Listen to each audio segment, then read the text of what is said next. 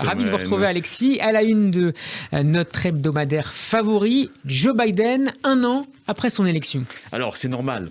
De toute façon, ça arrive à tous les présidents des républiques démocratiques. Steve, vous le savez mieux que quiconque. Au bout d'1 an, la cote de confiance maximale atteinte au moment de l'élection, voilà, s'érode forcément. Et il en fait aujourd'hui les frais. C'est vrai que sa popularité, qui était maximale au moment de son élection, s'est érodée, notamment, bien sûr, sous l'influence d'un événement international qu'on a beaucoup commenté à Radio J, qui a été le retrait d'Afghanistan, qui l'a littéralement, passez-moi l'expression, mais qui l'a littéralement plombé dans les sondages. Néanmoins, nous sommes un journal d'analyse et de mesure.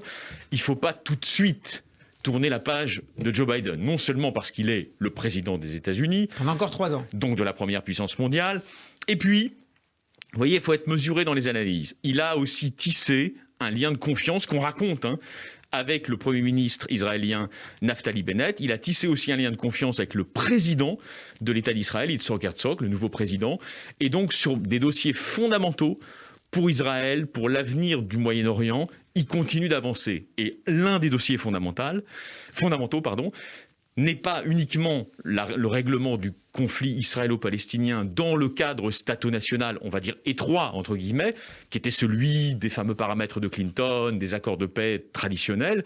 C'est évidemment un dessein plus vaste pour le Moyen-Orient que Joe Biden semble partager visiblement, tout l'indique, avec son prédécesseur Donald Trump. Je viens droit au but, Steve, pour le dire autrement.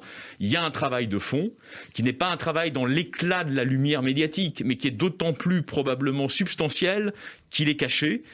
Et c'est un travail pour justement faire avancer la deuxième phase absolument fondamentale des fameux accords d'Abraham. Donc un dossier sur les États-Unis, la politique de l'administration Biden, qui compte notamment plusieurs analyses de spécialistes, André Caspi et Denis Lacorne. Alors Denis Lacorne est très critique.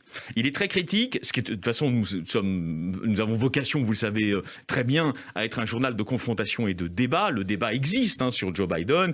On a entendu dans la presse américaine en général, et notamment dans la presse de gauche, beaucoup de gens qui le saluaient il y a 1 an, au moment de son élection, vous vous en souvenez Steve, se retourner assez violemment, de manière assez acerbe contre lui, et rejoindre, pour le dire autrement, si vous voulez, des gens du New York Times, depuis le retrait d'Afghanistan, ont rejoint les positions critiques, bideno-critiques ou bideno-sceptiques du Wall Street Journal, de la droite américaine néoconservatrice.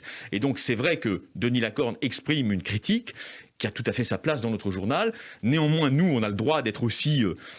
d'essayer de prendre toutes les dimensions de la réalité en ligne de compte, et il faut absolument le dire et le redire. Il y a une dimension essentielle du travail de fond que Biden est en train de faire pour le deuxième acte des accords d'Abraham, qui ne s'appellera peut-être pas d'ailleurs accord d'Abraham.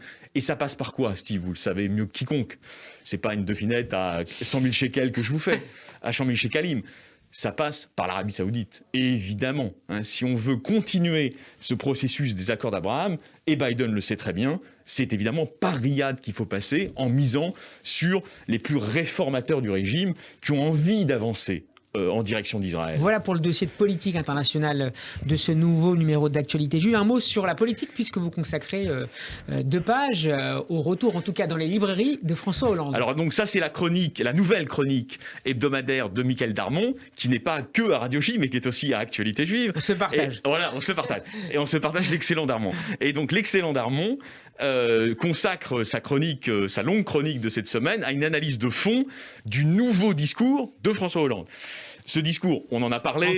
En quelques mots. On en a parlé récemment. C'est un discours frontalement anti-macronien, comme d'ailleurs le discours de Barnier, symétriquement.